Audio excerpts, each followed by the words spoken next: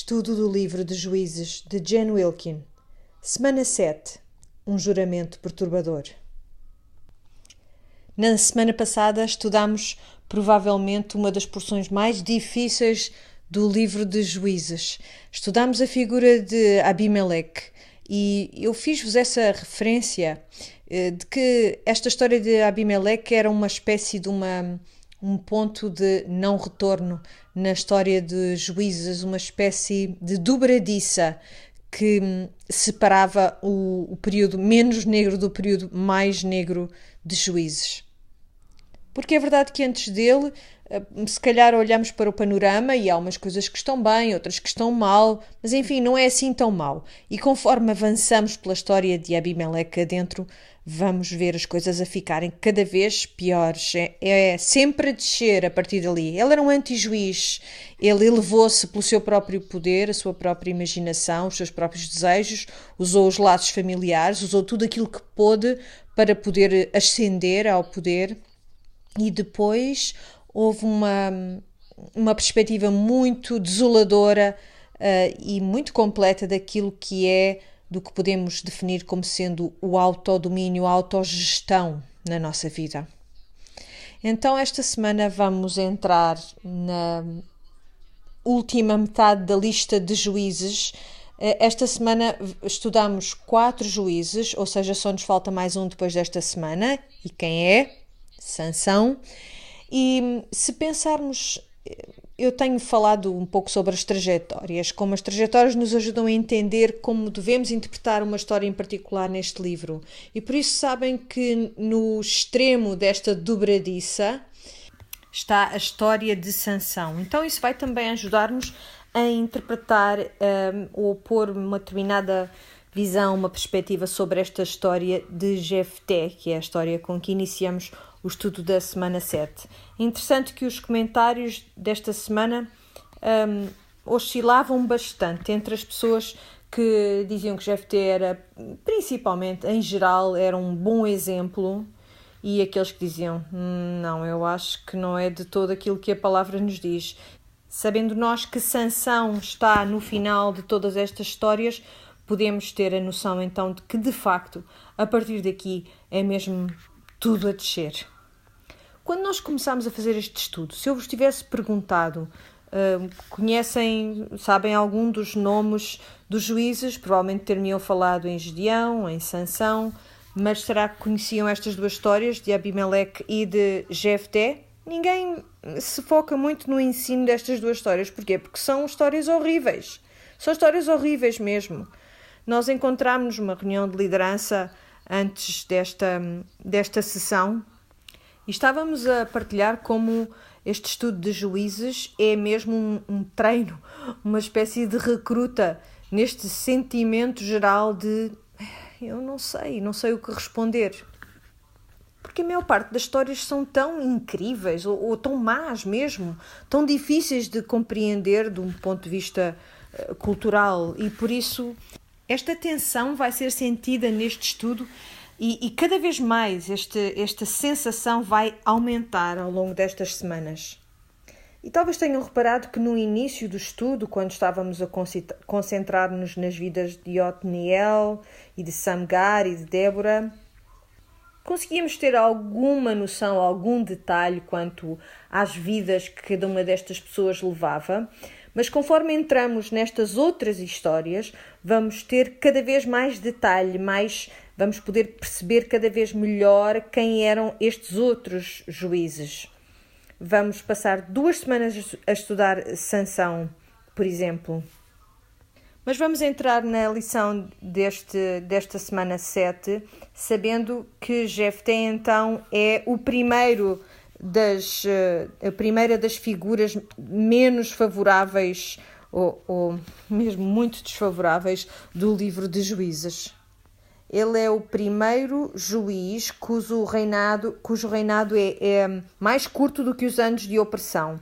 Até aqui, o tempo de opressão era menor do que o tempo em que o povo experimentava a paz. Depois começámos a ver a pouco e pouco que esta tendência estava a começar a inverter-se e Aqui vemos que há 18 anos de opressão seguidos de 6 anos do reinado de Jefté. E quando preenchermos aquele ciclo, na página 63, vemos que é cada vez mais difícil encontrar os tempos de libertação e os tempos de descanso para o povo de Israel. Porque, de facto, na palavra não há nenhuma porção nesta história em que diga que os amonitas deixaram de os incomodar. Então vamos ver o que é que podemos retirar desta história, começando no versículo 6 do capítulo 10. Mais uma vez, os israelitas desagradaram ao Senhor, prestando culto aos deuses eu vou contá-los, ok? Baal e Astarté, e também aos deuses da Síria, Sidon, Moabe, Amon e dos filisteus. Quantos é que isso dá? 7. E o que é que quer dizer o número 7 na escritura?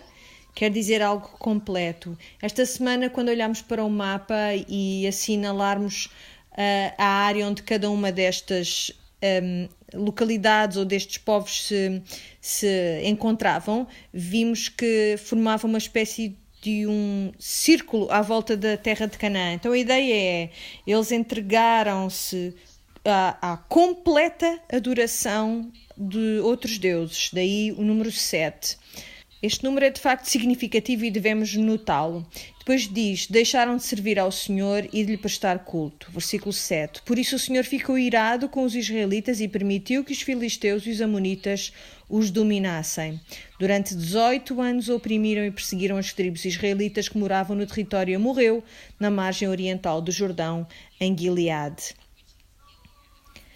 Então, descobrimos aqui qual é a região que vai ser focada esta semana, no lado oriental do Jordão, em Gileade. No mapa viram que isto fica de facto a este do Jordão e como fronteira tem alguns rios e que eles estavam a ser oprimidos pelos amonitas.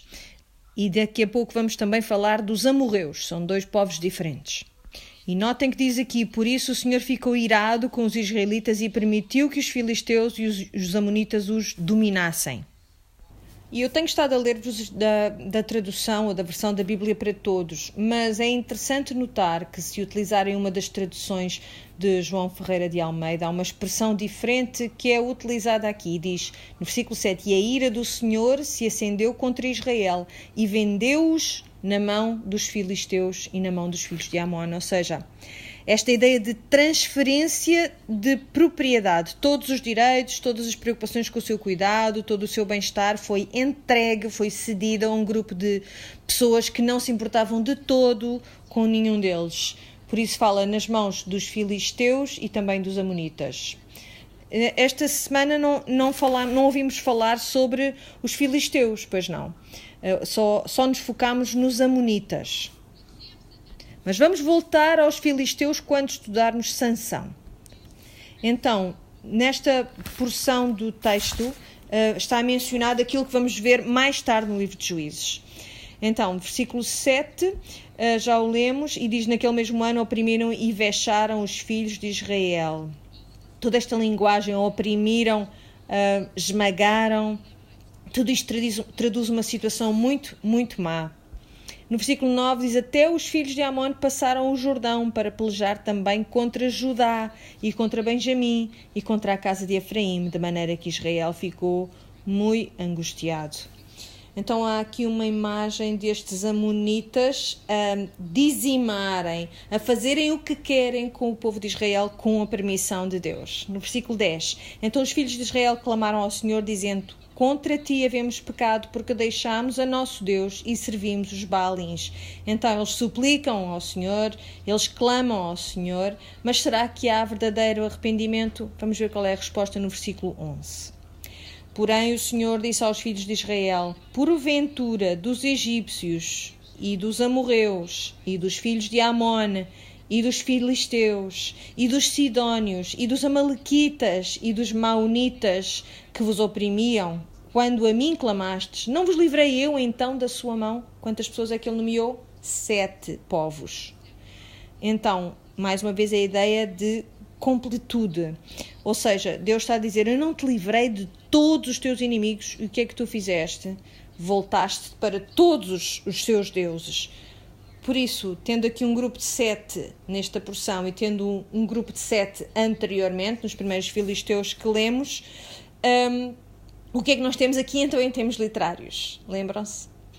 Temos um quiasma. Já falámos nesta estrutura quiástica que é utilizada tantas vezes em vários livros do Antigo Testamento. Muito bem. Então há de facto um quiasma aqui que está no texto, é embebido no texto. A frase central então é do capítulo 8, do versículo 8. 18 anos oprimiram a todos os filhos de Israel que estavam da além do Jordão. Então há uma opressão, de todos os lados. Então o Senhor diz no versículo 13: contudo, vós me deixastes a mim e servistes a outros deuses, pelo que não vos livrarei mais. Versículo 14: andai e clamai aos deuses que acolhestes, que vos livrem eles no tempo do vosso aperto. Uau! Onde é que está o papá amoroso, o Deus amoroso? Será que podemos tê-lo de volta? Esta é daquelas passagens que faz com que as pessoas digam comumente: eu gosto muito do Novo Testamento, mas o Deus do Antigo Testamento assusta-me. O Deus do Novo Testamento é mais acolhedor, mais fofinho do que o Antigo Testamento. Eu diria que isto não é verdade. Vamos ver como é que esta passagem, de facto, nos está a mostrar um pai amoroso. O que é que poderia mostrar mais amor do que deixar que o teu filho perceba a loucura das suas escolhas? Enquanto pais terrenos, para nós é muito difícil fazer isso, mas às vezes tu estás num ponto do teu percurso com os teus filhos que tu sabes que tens que deixar que eles experimentem a loucura das suas consequências e dizer: ok, se tu vais confiar em jogos de vídeo, em fazer disparates, em vez de fazeres os trabalhos de casa, agora vais ter de perceber em que é que se traduz tu adorares esses deuses que estás a adorar. E este é o único modo de fazer perceber aquilo que é certo. E isto é o meu modo de ser um pai amoroso. Porque eu quero que tu internalizes as consequências da obediência e da desobediência. Ao escolher estes deuses, tu estás a escolhê-los como teus salvadores. Então vai e pede-lhes, suplica por essa salvação. O que é que nós aprendemos sobre estes deuses quando estamos num aperto, quando estamos numa aflição?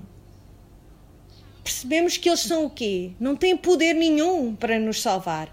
Pensa no que são os teus ídolos. Talvez o teu ídolo seja uma segurança financeira, ou seja a tua aparência, ou talvez seja alguma outra pessoa na tua vida, ou talvez seja os teus filhos que achas que eles te definem a ti. Qual é o teu ídolo? E num tempo de extrema dificuldade, quando estás esmagada e oprimida, o que é que tu tens aprendido sobre a fé que pões nessas coisas? Não têm nada para te oferecer nesses momentos. Então, um pai amoroso, o pai do Novo Testamento, o papá, está presente aqui também nesta porção e está a dizer: eu amo-te tanto que eu não quero que tu continues a acreditar numa mentira. Então, voltemos ao texto no versículo 15. Mas os filhos de Israel disseram ao Senhor: pecamos. Faz-nos conforme a tudo quanto te parecer bem aos teus olhos. Tão somente te rogamos que nos livres neste dia. Então tiraram os deuses alheios do meio de si e serviram ao Senhor. Vamos parar aqui. Há aqui coisas interessantes para notarmos. Será que finalmente é este o momento em que eles se arrependem de facto? Se calhar já estamos um bocadinho cínicas neste ponto do estudo do livro de Juízes. E eu estou contigo se é esse o caso. Eu acho que há aqui uma trajetória e é difícil perceber se eles de facto se arrependeram verdadeiramente. Mas notaram no versículo 10, quando eles suplicaram a Deus e dissemos: pecamos contra ti. Aparentemente eles ainda tinham estes ídolos com eles, porque já estamos aqui no versículo 16, e aí é que eles dizem: então vamos lá livrar-nos destes deuses. Por isso há uma espécie de tentar atrasar o mais possível a decisão de facto livrarem-se daquilo que lhes fazia mal. Então tiraram os deuses alheios do meio de si e serviram ao Senhor. E depois temos esta frase tão bonita que encerra esta secção da passagem. Há traduções mais bonitas e menos bonitas, há algumas até muito confusas, porque uma delas, por exemplo, menciona impaciência, que o Senhor Deus se tornou impaciente com o povo de Israel. E eu, quando estava a ler o texto, eu li isso e pensei, mas porquê? Porquê é que Deus estaria impaciente com as suas desgraças? Será que aquilo que esta impaciência tinha a ver com já não aguento mais esta gente, não é? Sempre para trás e para a frente, sempre a oscilarem entre um ponto e o outro. Mas depois, quando li outras traduções, encontrei algumas mais próximas deste sentimento que poderia estar atribuído aqui a Deus. Ele não conseguiu suportar mais o seu sofrimento. Ou, na tradução que nós usamos no livro de estudos, diz: então se angustiou a sua alma, a alma de Deus, por causa da desgraça de Israel. O Senhor olhou para o seu sofrimento e percebam aquilo que está a acontecer aqui. Não é que eles tenham dito, nós pecamos e vamos livrar-nos destes deuses estrangeiros ou estranhos. O que se passou aqui, de facto, esta mudança teve a ver com o facto do próprio Senhor Deus se ter angustiado na sua alma com o sofrimento dos israelitas, dele não conseguir suportar mais esse sofrimento. Em Isaías 63 há uma profecia muito bonita e tem a ver com este dia em que as pessoas se afastaram do Senhor e seguiram outros deuses e como sofreram debaixo desse tormento. E diz isto em 63:9, Isaías 63:9. Vamos ler.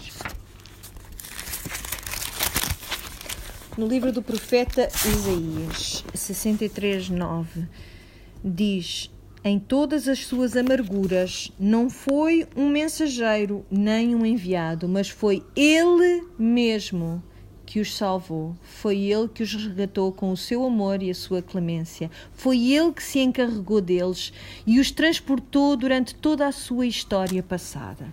Então, é esse o sentimento de Deus. E é por causa dessa amargura que Deus sente que Ele muda o nosso percurso, mesmo quando nós não clamamos a Ele em autêntico arrependimento. Vamos voltar a Juízes 10, no versículo 17. E diz o seguinte: e os filhos de Amon se convocaram e se puseram em campo em Gileade, ou em Gileade. E também os de Israel se congregaram e se puseram em campo em Mispá. Então o povo, os príncipes de Gileade, disseram uns aos outros: quem será o varão que começará a pelejar contra os filhos de Amon? Ele será por cabeça de todos os moradores de Gileade. Então, os gileaditas basicamente dizem: nós precisamos de um plano, precisamos de fazer isto com alguma estratégia. E é aí que entra Jefté. O que nos leva ao capítulo 11, versículo 1. Era então Jefté o gileadita, valente e valoroso, porém filho de uma prostituta. Mas Gileade gerara a Jefté. Também a mulher de Gileade lhe deu filhos, e sendo os filhos desta mulher já grandes, repeliram a Jefté e lhe disseram: não herdarás em casa do nosso pai, porque és filho de outra mulher. Então Jefté fugiu de diante dos seus irmãos e habitou na terra de Tob, e homens levianos se ajuntaram com Jefté e saíram com ele. De quem é que te lembra Jefté neste ponto da história? Soa um pouco a Abimeleque, não é? Abimeleque, lembram-se, era filho de uma concubina de Siquém, de uma mulher inferior, vamos dizer assim, uma esposa inferior. E não sabemos se os 70 irmãos o rejeitaram de facto fisicamente, mas houve oposição a Abimeleque, daí ele ter querido vingar-se deles. Aqui vemos este Jefté, filho de uma prostituta, que é também desprezado e rejeitado pela sua família, e é mandado embora. E aí ele congrega gente de má reputação, assim como Abimeleque fez. Mas ele é uma espécie de um antitipo para Abimeleque, porque vemos que de facto o Senhor tenciona levantar a Jefté como juiz, ao passo que no caso de Abimeleque não foi o Senhor que o levantou, ele é autoproclamado juiz de Israel. Então aqui está Jefté e vemos também um paralelo entre o modo como Gileade, o povo de Gileade o trata, e o modo como Israel trata Deus. E eu pedi-vos que fizessem isso exatamente no vosso caderno de estudos desta semana. Eles rejeitaram-no, alguém que podia ter sido um líder para eles, assim como Israel tinha rejeitado o Senhor como seu líder. No versículo 5, aconteceu, pois, que como os filhos de Amon pelejassem contra Israel, foram os anciãos de Gileade buscar a Jefté da terra de Tob. Ou seja, neste ponto ele tinha já estabelecido a reputação, naquele meio, como um homem valente, como um homem de guerra. Então eles naturalmente vão e pedem-lhe ajuda, dizendo que têm problemas e que precisam da ajuda dele. O mesmo modo como Israel faz cada vez que o aperto fica demasiado grande, assim se volta para Deus e pede ajuda. No versículo 7, porém, Jefté disse... Aliás, no versículo 6, e disseram a Jefté, vem e sê-nos por cabeça para que combatamos contra os filhos de Amon. Porém, Jefté disse aos anciãos de Gileade, porventura não me aborrecestes a mim e não me repelistes da casa do meu pai? Porque, pois, agora viestes a mim quando estás em aperto.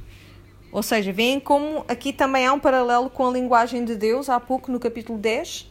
Então, não quiseram, não recorreram a estes outros deuses, não os honraram, não sacrificaram esses outros deuses e agora vêm pedir ajuda a mim. Vão-lhes pedir ajuda a eles. Há um paralelo entre esse discurso de Deus e o discurso de Jefté. Fizeram a cama, agora deitem-se nela. No versículo 8 diz, e disseram aos anciãos de Gileade a Jefté, por isso tornamos a ti, para que venhas connosco e combatas contra os filhos de Amon, e nos sejas por cabeça sobre todos os moradores de Gileade. Então Jefté disse aos anciãos de Gileade, se me tornardes a levar para combater contra os filhos de Amon, e o Senhor nos der diante de mim, então eu vos serei por cabeça? Ou seja, Jefté está a negociar a sua posição perante Gileade. Está a colocar uma condição. Assumindo que eu ganho, então aí vocês tornam-me vosso líder? É isso? E no versículo 10 diz, e disseram os anciãos de Gileade a Jefté, o Senhor será testemunho entre nós, e assim o faremos conforme a tua palavra. Assim Jefté foi com os anciãos de Gileade, e o povo o pôs por cabeça e príncipe sobre si. E Jefté falou todas as suas palavras perante o Senhor em Mispá. Mais uma vez um paralelo, em que o povo diz ao Senhor, não, tu vais ser o nosso Deus, daqui para diante estamos arrependidos, e assim fazem também aqui com Jefté. Então Jefté concorda em ir com eles e ele anuncia tudo isto perante o Senhor em Mispá, ou seja, ele faz um juramento em Mispá de que ele vai respeitar a sua parte do acordo e eles terão de respeitar a sua parte também. Aquilo que nos devia surgir logo na mente com estranheza, é esta ideia. Porquê é que ele está a fazer um juramento perante o Senhor em Mispá em vez de Siloé, onde está o tabernáculo? E então o que vemos aqui, mais uma vez, é uma desintegração que ocorre ao longo do tempo da centralidade da sua adoração. Está a tornar-se cada vez mais fraturada e fragmentada. No versículo 12, e enviou Jefté mensageiros ao rei dos filhos de Amon, dizendo, que há entre mim e ti, que viestes a pelejar contra a minha terra?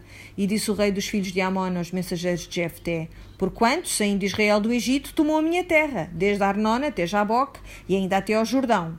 Torna-me, pois, agora em paz. Então, o rei dos Amonitas está a dizer, olha lá, vocês estão na minha terra, vocês é que me tiraram esta terra. É isto que eu tenho contra vós. Vamos ver como responde Jefté. No versículo 14, porém, Jefté prosseguiu ainda a enviar mensageiros ao rei dos filhos de Amon, dizendo-lhe, assim diz Jefté, Israel não tomou nem a terra dos Moabitas, nem a terra dos filhos de Amon, porque subindo Israel do Egito, andou pelo deserto até ao Mar Vermelho e chegou até Cádiz. E Israel enviou mensageiros ao rei dos Edomitas, dizendo, rogo-te que me deixes passar pela tua terra. Porém, o rei dos Edomitas não lhe deu ouvidos. Enviou também ao rei dos Moabitas, o qual também não quis, e assim Israel ficou em Cádiz. Então, educadamente pediram licença para passar através de duas regiões diferentes e recusaram-lhes essa passagem. Uma das regiões foi a região de Moabe. Diz no versículo 18, depois andou pelo deserto e rodeou a terra dos Edomitas e a terra dos Moabitas e veio do nascente do sol à terra dos Moabitas e alojaram-se de além de Arnon, que é o rio que faz fronteira com este território. Porém não entraram nos limites dos Moabitas, porque Arnon é limite dos Moabitas. Mas Israel enviou mensageiros a Seón, rei dos amorreus, rei de Hesbon. E disse-lhe Israel, deixa-nos, peço-te, passar pela tua terra até ao meu lugar. Porém Seón não se fiou de Israel para este passar nos seus limites. Antes Seón juntou todo o seu povo e se acamparam em Jaza e combateu contra Israel. Então é aquilo que está a ser contado de novo. Basicamente havia estes dois reis que disseram, não podes passar por aqui.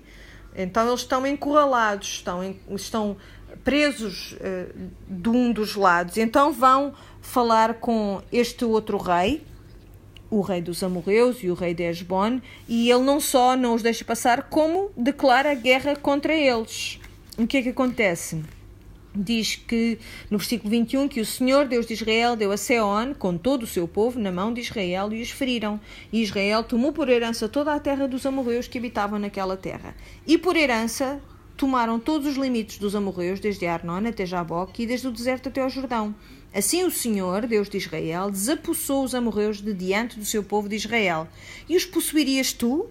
Então, como é que ele responde a isto? Ele dá-lhes uma lição de história daquele território e diz, olha, até pode ser que os amorreus tenham tirado esta terra de vós, mas nós tiramos esta terra dos amorreus, defendendo-nos daquilo que era um atentado contra as nossas vidas. O Senhor deu-nos esta terra. Será que são vocês que nos vão tirar agora esta terra? Ou seja, está a dizer-lhes, vocês não têm direito nenhum a ficarem com esta terra. E depois diz no versículo 24, não possuirias tu aquele que Camós, teu Deus, desapossasse de diante de ti? Então, basicamente, é muito semelhante a dizer, olha, vai lá dizer a esses ídolos que tu adoras que te salvem agora. Ele está a dizer a este rei estrangeiro, tens um Deus, então ele não te dá a terra também para tu possuires? Então, atenta à terra que o teu Deus te dá e deixa-nos a terra que o nosso Deus te dá. Assim possuiremos nós todos quanto o Senhor, nosso Deus, desapossar de diante de nós. E continua depois com a sua negociação no versículo 25. Agora, pois, és tu ainda melhor do que Balaque, filho de Zippor, rei dos Moabitas? Porventura contendeu ele em algum tempo com Israel ou pelejou alguma vez contra eles? Não sei se lembram desta história. Nós já estudámos esta porção da Bíblia. Nesta história tínhamos a burra falante de Balaão. Lembram-se aquelas que fizeram? E este Balaão era o profeta a quem Balaque disse, anda, eu quero que venhas amaldiçoar Israel. Mas de cada vez que ele tentava ir amaldiçoar Israel, ele falava uma bênção, porque era o Senhor que estava a pôr palavras na boca deste Balaão. Por causa disto, Balaque estava aterrorizado, não queria entrar em batalha com Israel. E aqui é referenciado como, olha, lembram-se daquele do Balaque? Vocês acham que são melhores do que Balaque? Acham que conseguem contender contra o nosso Deus como ele não conseguiu? E diz no versículo 26, enquanto Israel habitou 300 anos em Hesbon e nas suas vilas, e em Aroer e nas suas vilas, e em todas as cidades que estão ao longo de Arnon, porque o não recuperaste naquele tempo? Então, basicamente, Israel tomou posse de todo este território durante 300 anos, sem ser questionada, e de repente os amonitas decidem que a querem. No versículo 27, tão pouco pequei eu contra ti, porém tu usas mal comigo em pelejar contra mim. O Senhor, que é juiz, julgue hoje entre os filhos de Israel e entre os filhos de Amon. Então, o que vemos aqui é interessante, notamos duas coisas. Jefté conhece bem a história do seu povo, conhece os 5 primeiros livros da sua Bíblia, conhece a história de Israel e percebe o papel de Javé em tudo isto. Ele tem então entendimento das Escrituras. Ele também não é impulsivo. Ele começou com palavras, tentou negociar antes de ir para uma batalha. Mas vamos ver como isto de facto é o seu padrão. Qual é o primeiro passo que ele tem ao lidar com o seu próprio povo, o povo de Gileade, por exemplo? Ele utiliza palavras para negociar com eles. Ele estabelece um pacto primeiro com eles. E agora está a negociar com o rei de Amon e vamos ver que as suas competências de negociação começam a desintegrar-se, porque as suas tentativas de negociação não caem em ouvidos dispostos, caem de facto em gente que não está disposta a escutar os seus pedidos de negociação. Diz no 28, porém o rei dos filhos de Amon não deu ouvidos às palavras de Jefté que lhe enviou. Então, passamos por muitos destes ciclos e portanto sabemos aquilo que acontece a seguir. O Senhor vai levantar um líder, o Senhor vai fazer com que o poder dele esteja sobre este líder e depois o líder luta contra os inimigos de Israel e traz descanso ao povo de Israel. Mas será que é isso que acontece? Não. Estranhamente, quando chegamos a essa parte do ciclo, temos uma outra história que nos é trazida pelo texto, que começa aqui no versículo 29. Então o Espírito do Senhor veio sobre Jefté, e aí nós achamos, é isso mesmo, é aquilo que eu estava à espera que acontecesse, já sei o que vai haver a seguir, mas não. E atravessou ele por Gileade e Manassés, porque passou até Mispá de Gileade, e de Mispá de Gileade passou até aos filhos de Amon. Então ele está a levantar um exército, um pouco do mesmo modo que Gedeão o fez. Há várias semelhanças no texto, portanto aqui está abreviado, mas a seguir chegamos a uma quebra aqui no padrão no versículo 30. E Jefté votou um voto ao Senhor e disse: se totalmente deres os filhos de Amon na minha mão, aquilo que, saindo da porta da minha casa, me sairá ao encontro, voltando eu dos filhos de Amon em paz, isso será do Senhor, e o oferecerei em holocausto. Quem é que Jefté está a usar para para aplicar as suas competências de negociação? O Senhor. E com que é que o Senhor lhe responde? É exatamente isso. Um silêncio ensurdecedor. Há silêncio completo do Senhor, porque ele não negocia com ninguém. Então, Jefté aqui diz: eu vou obrigar o Senhor à minha palavra, prometendo fazer esta coisa. E o que é esta coisa que ele promete? Vocês conhecem esta história? Se calhar, quem não conhece a pensar, se calhar aparece-lhe uma cabra à saída de casa ou um cão. E as pessoas têm tentado de muitas maneiras fazer com que esta porção do texto diga qualquer coisa que não seja ele quis sacrificar um ser humano ao Senhor, consumindo-o pelo fogo.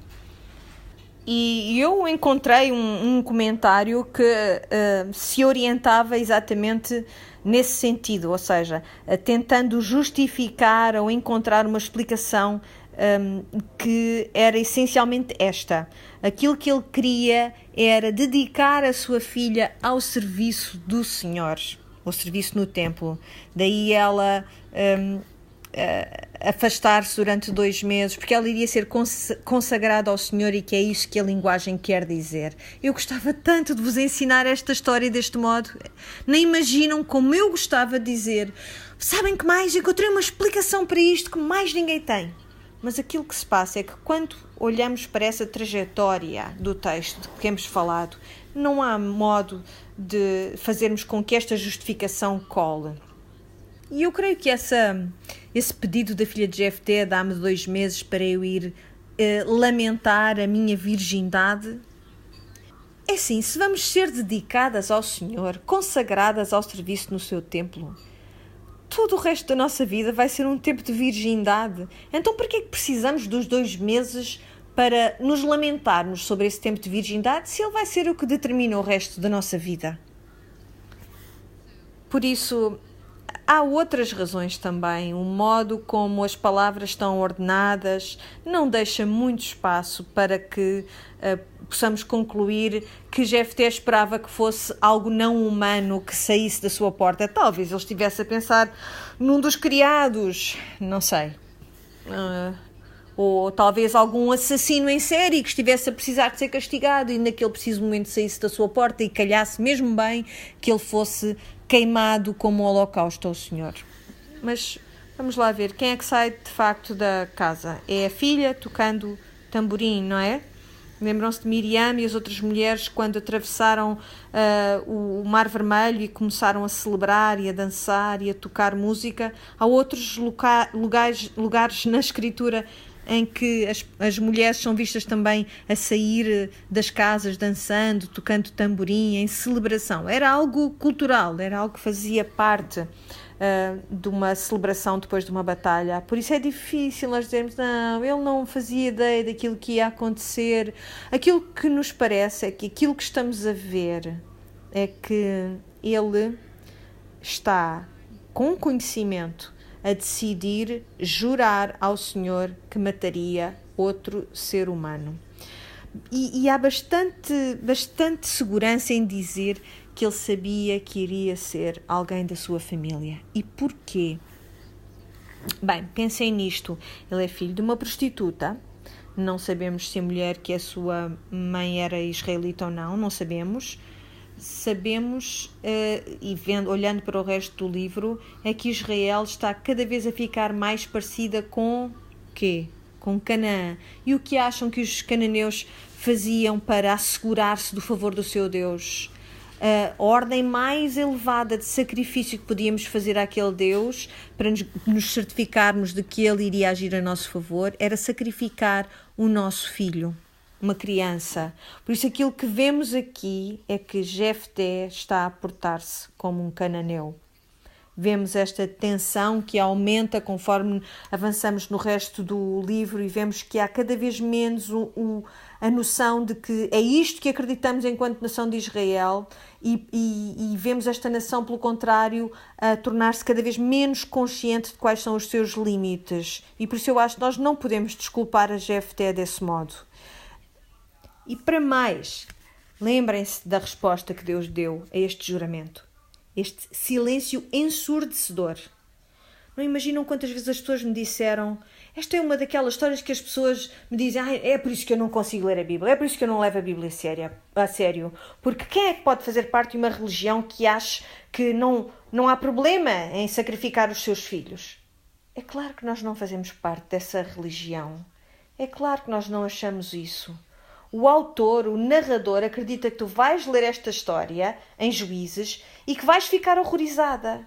Não penses que ele está a tentar dizer-te que isto é um bom procedimento. E há uma ligação interessante que vamos ver daqui a pouco entre esta história e outra história. Já vamos ver mais daqui a pouco. Vamos voltar ao texto, ao versículo 32, e diz: assim Jefté passou aos filhos de Amon a combater contra eles, e o Senhor os deu na sua mão, e os feriu com grande mortandade, desde Aroer até chegar a Minith, 20 cidades, e até Abel-Queramim. Assim foram subjugados os filhos de Amon diante dos filhos de Israel. E a terra descansou durante não sei quantos anos. Não é isso que diz. Diz então: vindo, pois, Jefté a Mispá, a sua casa, eis que a sua filha lhe saiu ao encontro com adufes e com danças. É claro que ela lhe saiu ao encontro com adufes e com danças. O pai está de volta da batalha. Ela era a sua única filha, diz o texto. Era ela só a única. Não tinha outro filho nem filha. E ouvirmos isto é uma indicação, uma referência para nós nos lembrarmos de outra história que está em Gênesis. Havia um filho único e foi pedido ao pai que sacrificasse esse filho único. E quem era? Era Isaac. Era a história de Isaac. Então vamos ver um contraste muito pronunciado entre essa outra história e esta história. Porque nessa outra história, quem é que disse: tu tens de sacrificar o teu filho a mim? Será que foi Abraão que disse: Senhor, eu prometo sacrificar o meu único filho para tu fazeres aquilo que eu te peço? Não. Diz que o Senhor ordenou a Abraão que levasse Isaac a um determinado lugar e oferecesse como sacrifício. Porquê? Porque ele ia testar a fé de Abraão. Acham que Deus alguma vez quis matar a Isaac? É verdade. Não, a resposta é não. Nem sequer Abraão queria matar o filho. Porque Abraão, o seu pensamento, diz-nos a Escritura, era que mesmo que ele chegasse ao ponto de o matar, o Senhor era poderoso para o ressuscitar. Então Abraão, lá em Gênesis, acreditava no poder para a ressurreição do nosso Deus. Isso aponta-nos para Jesus. Então isso é uma história muito diferente daquela que nós estamos a estudar agora. É uma história muito negra esta, em que um homem inicia este juramento, faz este juramento sem que o Senhor lhe dê nenhuma indicação nesse sentido, para fazer com que Deus haja do modo que Ele quer que Deus haja.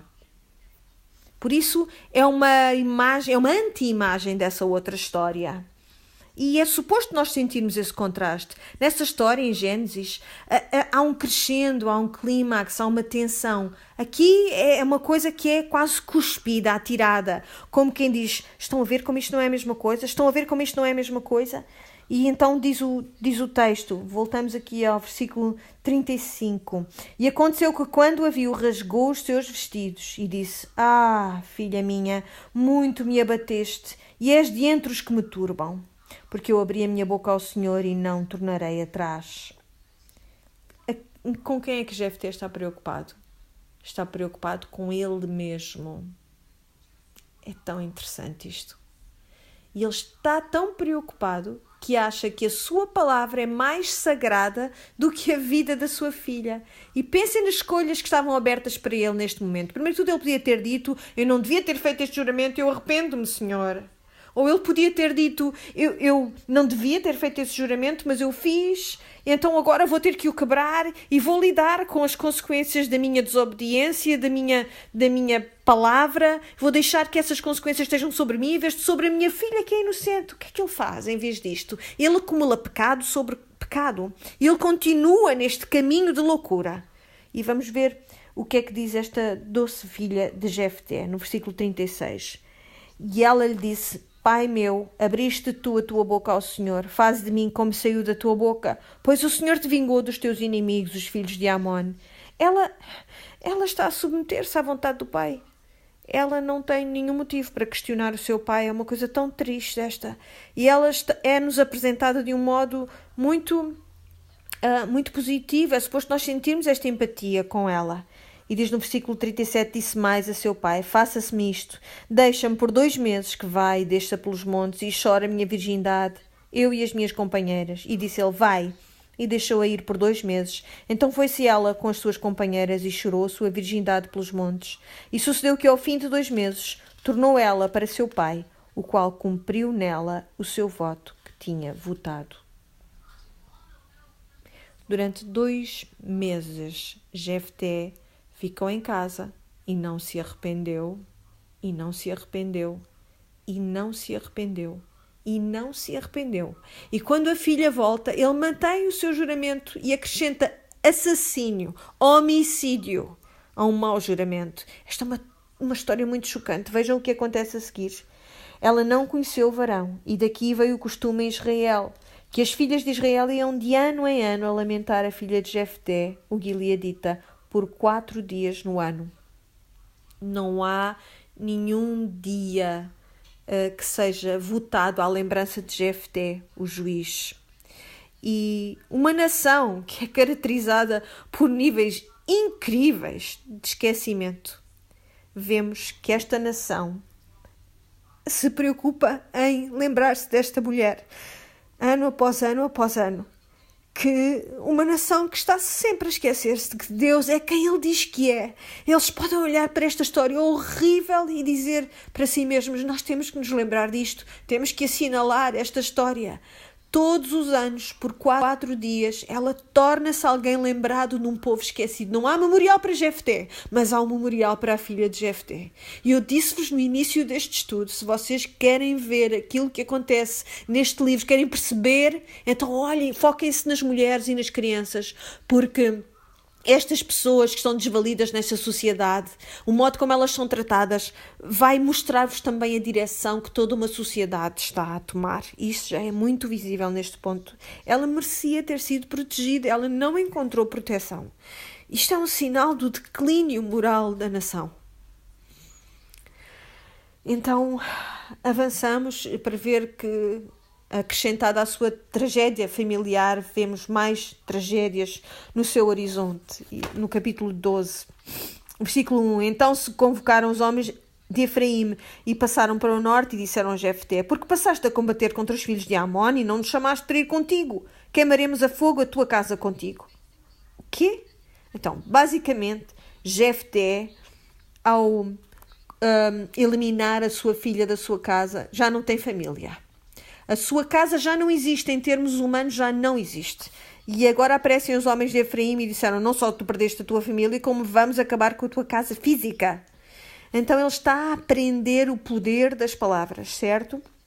Ele viu o poder das suas palavras no que diz respeito à vida da sua filha, viu o poder das suas palavras no que diz respeito a lidar com o rei de Amon, também as pessoas, o povo de Efraim, com as pessoas de Gileade. E agora vamos ver como é que as palavras lhe podem valer neste ponto. Há umas semanas atrás, quando falámos de Gedeão, vimos que ele teve que lidar com a mesma situação em Efraim. E Efraim disse: então, houve uma batalha, ninguém nos convidou. Então, o que é que se passou? Eu quero a minha parte. E mais uma vez eles voltam a fazer a mesma rotina com Jefté. Gedeão escolheu o elogio, lembram-se? E Jefté tem sempre as palavras certas, diz ele assim no versículo 2.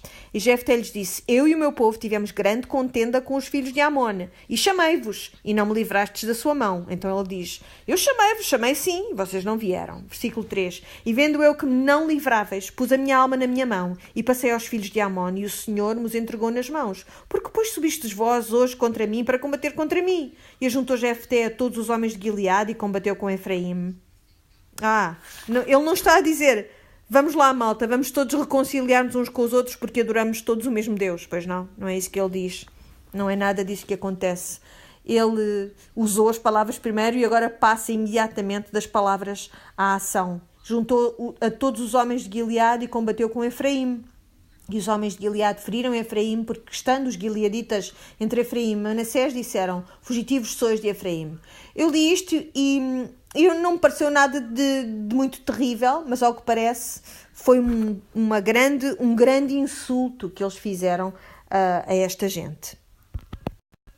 Foi como se lhes dissessem: vocês nem sequer têm direito nenhum a estar aqui, são uma gente misturada, e portanto foi um insulto muito grande que eles sentiram como um insulto. No versículo 5 diz: porém tomaram os gileaditas aos efraimitas os vales do Jordão. E sucedeu que quando os fugitivos de Efraim diziam: passarei, então os homens de Gileade lhes diziam: és tu efraimita? E dizendo ele: não, então lhe diziam: diz, pois, Shibolete. Porém ele dizia Sibolete, porque o não podia pronunciar assim bem. Então pegavam dele e o degolavam nos vales do Jordão. E caíram de Efraim, naquele tempo, 42.000. O que é que acontece aqui? Eles tomaram conta dos vales do Jordão e separaram uns dos outros pela pronúncia, pelo sotaque, porque eles tinham sotaques diferentes. E nesse dia, 42.000 de Efraim naquele dia. Ou seja, Israel mata Israel. É esta a imagem que temos aqui. E notem a ironia. Ao longo desta cena com Jefté, vimos qual é o poder das palavras. E aqui temos uma história muito literal no final, em que simplesmente pelo mau pronunciar de uma palavra podemos morrer ou viver. Sibolete ou Shibolete. É como se tivesse um sotaque do norte e estivessem em Lisboa a tentar dizer uma palavra passe de um modo que não refletisse a vossa origem. É isso que se passa aqui. Percebemos ou não o significado das palavras, a importância que elas têm.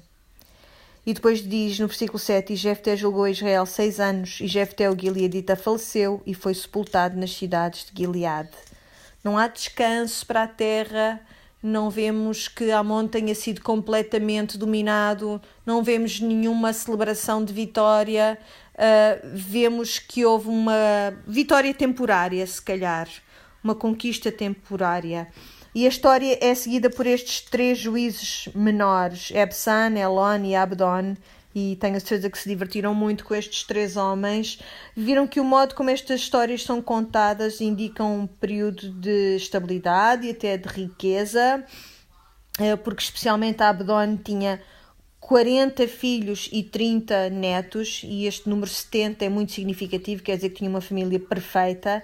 Por isso, apesar de que, se pensarmos que tinha 40 filhos, então tinha que ter muitas esposas, não é?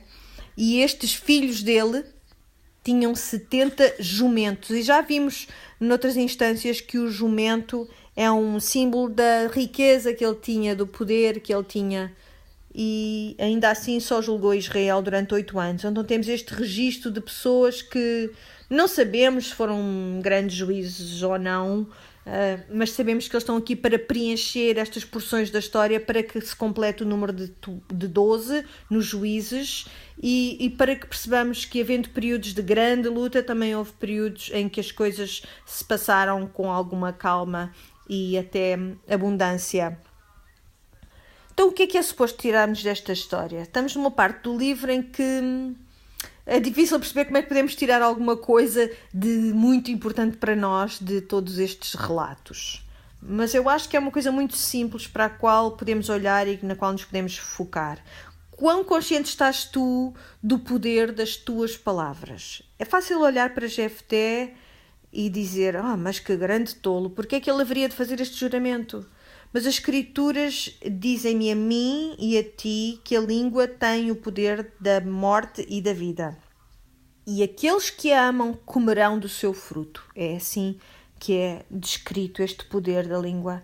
Será que nós acreditamos nisto no que diz respeito às nossas palavras? Compreendemos que de um modo não sobrenatural nós espelhamos o nosso Pai do Céu que fala palavras de vida ou palavras de destruição? Nós não estamos a invocar nada de mágico que dá às nossas palavras um poder especial. Nós não temos poder nenhum nas nossas próprias palavras. Nos teus relacionamentos, no entanto, tu és uma pessoa que vê que toda a oportunidade para interagir com uma pessoa é uma oportunidade para ou falarmos vida para essa pessoa ou falarmos morte. O que é que tu tens falado nas tuas relações, nos teus relacionamentos principais? Tu crês que vais prestar contas ao Senhor pelas palavras que tu falas? Porque é dito na palavra que pelas nossas palavras seremos salvos, pelas nossas palavras seremos condenados. Não porque as nossas palavras nos possam salvar por elas mesmas, mas porque o modo como nós falamos indica ou não a mudança de coração. E eu acho que é essa indicação também que nos dá a história de Jefté quando fala nas palavras Shibolete ou Sibolete, é isso também que ela nos está a indicar. As nossas palavras vão salvar ou vão condenar. Será que nós podemos agarrar-nos a esta mensagem? Outra coisa que nós devemos concluir é: temos ou não uma tendência como Jefté de pensar que nós podemos negociar uma posição de poder para nós mesmos? Será que percebemos que não podemos obrigar Deus a nós? Que Ele nunca é obrigado a nada perante nós? E também acho que podemos ver nesta história, como temos visto ao longo de todo este estudo, que Jesus é um melhor e verdadeiro juiz, que Ele é o melhor e verdadeiro Jefté. Há grandes paralelos aqui que temos de notar. Quando Jefté lida com o seu próprio povo, Gileade, ele é desprezado e rejeitado por eles. Mas em última análise, eles vêm pedir pela sua ajuda e pedem que ele volte para eles. Então Jesus é o verdadeiro e melhor Jefté, porque ele foi também desprezado por nós, foi rejeitado por nós e nós não o fomos convidar de novo para voltar à nossa vida. Mas mesmo no momento certo, ele voltou de facto para nós. E encontrou-nos numa situação de não arrependimento, de rejeição de perdão. E Ele é poderoso, ainda assim, conosco nessa situação, para nos salvar. Lidando com Amon, Jefté usou as suas palavras para tentar negociar a paz e depois disso veio a guerra. Mas Jesus fez paz para nós através do seu sangue. Quando Jefté falou uma maldição ou um juramento que acabou por cair sobre a sua própria filha e teve de a sacrificar, nós podemos olhar para Cristo e saber que Ele suportou a maldição por nós e Ele tornou-se o sacrifício por nós, no nosso lugar. Então, Jesus é o verdadeiro e o melhor juiz. E quando pensamos na história, no final do capítulo, quando Efraim está nesta região altamente simbólica que são as margens do Rio Jordão, e eles estão a tentar atravessar o Rio Jordão falando uma palavra de um modo apropriado. Pensem nisto em termos da nossa salvação. Se nós estivéssemos do outro lado a tentar alcançar a salvação, não haveria nunca nenhuma palavra que nós pudéssemos dizer de um modo apropriado, de modo a conquistar a salvação por nós mesmos, de modo a conseguirmos passar para o outro lado.